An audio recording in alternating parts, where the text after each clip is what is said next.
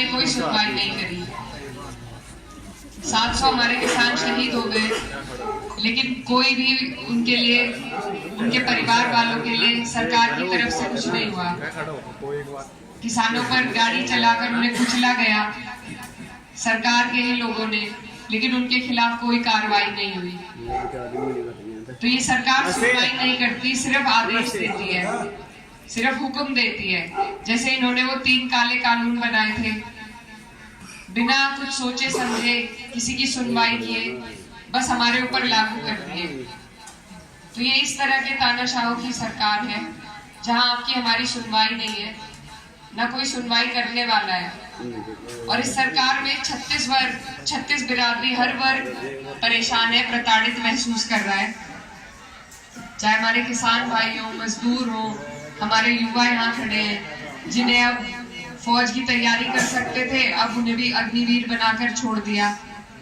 कोई भर्ती निकलती है उससे पहले पेपर लीक हो जाते हैं, और पेपर लीक फॉर्म के जरिए इन्होंने कई 100 करोड़ रुपए कमा लिए, कई 1000 करोड़ रुपए। तो पैसे की कमी नहीं है, बस करना नहीं चाहते। हमें और आपको अगर कुछ दिया है तो सरकार ही कहती है कि हम 80 करोड़ लोगों का अनाज बांटने का काम करते हैं। ये सरकारों का काम नहीं है कि हमें इस कदर मजबूर और लाचार बना दे कि हम अनाज के लिए भी उनकी तरफ देखें। सरकार का काम है हमें सशक्त करना, हमारे लिए ऐसी योजनाएं निकालना जिससे छोटा व्यापारी, हमारे मजदूर, हमारी बहनें, आंगनवाड़ी वाली, शिक्षा मित्र हमारे, जिससे सभी लोग सशक्त हो सके। तो ऐसी सरकार जो है उसको बदलने का ये कार्य है। और ये 5 साल के पछतावे के बाद ये टाइम आया है। हमें अब चूक नहीं करनी, क्योंकि अगर हम चूक गए तो फिर से 5 साल का पछतावा होगा। ये वक्त है बदलाव का, और आप सबसे मेरा यही अनुरोध है कि इस बार अपने जब आप मत का उपयोग करें तो वो बदलाव के लिए करें, क्योंकि रुका हुआ तो पानी भी सड़ जाता है अगर उसे बदले ना। तो आप सब बदलाव के लिए वोट करें। और यहाँ से जो हमारे माननीय सांसद जी हैं, उनका कार्यकाल भी आपके सामने है। आज वो दोबारा हमारे बीच में प्रत्याशी हैं। वो ऐसी सत्ता के, ऐसी ताकत के आपके सांसद थे, डबल इंजन की ताकत थी उनके पास। सांसद अपने आप में एक बड़ी ताकत होता है, और साथ में डबल इंजन की सरकार का साथ। हमारे क्षेत्र के लिए जो विकास वो कर सकते थे, हमारे क्षेत्र का जो कल्याण वो कर सकते थे, यहाँ पर कोई बड़ी संस्था ला सकते थे, लेकिन ऐसा कुछ नहीं हुआ, क्योंकि उन्होंने अपने वोट भी आपसे नहीं मांगे, आपने फ्री में उन्हें वोट दिए। 90% आपने वोट दिए। वो सिर्फ एक चेहरे पर वोट मांगते हैं, अपने काम पर, अपनी योग्यता पर उन्होंने ना पहले वोट मांगे थे और ना इस बार मांगेंगे।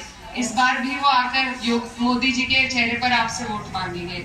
लेकिन सोचने समझने की बात यह है कि मोदी जी हर सीट पर जाकर काम नहीं कर सकते, वो हर जगह जाकर लोगों की सुनवाई नहीं कर सकते। यहाँ की सुनवाई, यहाँ के काम यहीं का प्रतिनिधि करेगा। तो जब यहाँ के लोग मजबूत होंगे तभी आपके हमारे काम हो पाएंगे,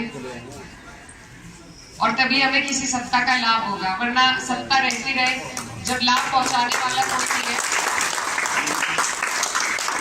तो इसलिए आप सबसे मेरा अनुरोध है कि आप लोग जब वोट डालने जाएं, ये सारी आपकी जो परेशानियां आपने 5 साल तक सही है, उनको ध्यान रखिए। और यहाँ से समाजवादी की प्रत्याशी मैं हूँ, मैं आपकी बेटी हूँ, इस क्षेत्र की भांजी हूँ। मुझे पार्टी ने बड़ा मौका, बड़ी जिम्मेदारी दी है, और ये इतनी बड़ी जिम्मेदारी है कि मैं अकेले से नहीं निभा पाऊंगी। इसमें मुझे आपके सबके साथ की, आपके आशीर्वाद की, आपके सहयोग की जरूरत है। और जिस तरीके से प्यार और मान सम्मान आप यहाँ मुझे दे रहे हैं, मैं आपसे वादा करती हूँ कि मैं आपकी हर चुनौती पर खरी उतरने का प्रयास करूंगी, आपकी हर लड़ाई को मजबूती से लड़ने का काम करूंगी।